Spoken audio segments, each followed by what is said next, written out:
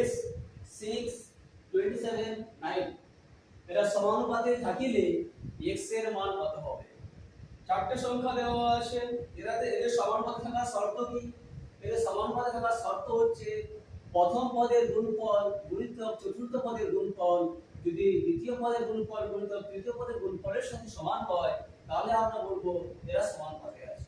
এখন প্রশ্নে বলেই দেওয়া হয়েছে যে এরা সমানুপাতে থাকিলে x এর মান কত হবে। প্রথমে দেখে এরা সমানুপাতে থাকিলে বলে দিয়েছে, তাহলে প্রথম পদ গুণিতক চতুর্থ পদ সমান সমানুপাতের শর্ত অনুযায়ী সমান দ্বিতীয় পদ গুণিতক তৃতীয় পদ, বা 9x হয়ে গেল এটা, বা x সমান 6 গুণিতক 27 ডিভাইডেড বাই 9।